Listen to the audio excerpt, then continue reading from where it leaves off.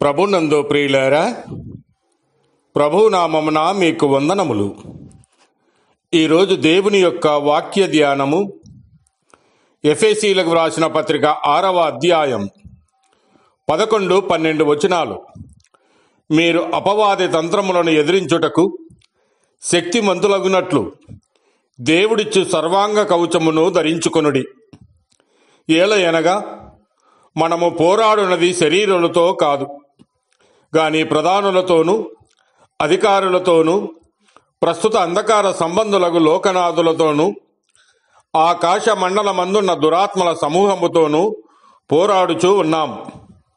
దేవుడు ఈ మాటలు దీవించి ఆశీర్వదించునుగాక. గమనించండి ప్రియులారా, మనము పోరాడునది శరీరులతో కాదని, అది మనస్సునందు ఉంచుకొనవలనని మొదట హెచ్చరింపబడి ఉన్నాం. ఎందుకు అనగా, ప్రధానులు అధికారులు అనగా అంధకార శక్తులతో ఆకాశ మండలమందున్న దురాత్మల సమూహముతో పోరాడవలసిన వారము. వీరందరినీ ప్రభువు ఓడించెను. మరణం యొక్క బలము గలవానిని అపవాదిని క్రీస్తు మరణము ద్వారా నశింపజేసెను అనగా పూర్తిగా లేకుండా ఎత్తివేసినని కాదు. వాడు ఉన్నాడు గాని దేవునికి లోబడి వారిని ఎదిరిస్తే వాడి పోరిపోయే పిరికి పందగా ఉన్నాడు. యాకోబు పత్రిక 4వ అధ్యాయం 7వ వచనములో, దేవునికి లోబడి ఉండుడి, అపవాదిని ఎదురించుడి, అప్పుడు వాడు మీ యొద్ద నుండి పారిపోవునని వాక్యం సెలవిస్తూ ఉన్నది. ఆయన ప్రధానులను అధికారులను అపవాదిని నశింపజేసి అంధకార శక్తులను నిరాయుధులుగా చేసెను. ఆ ప్రభువే మనకు తోడుగా ఉన్నాడు. హెబ్రీయులకు రాసిన పత్రిక 2వ అధ్యాయము 18వ వచనములో, తాను శోధింపబడి శ్రమ పొందెను కనుక శోధింపబడు వారికి సహాయము చేయగలవాడే ఉన్నాడు.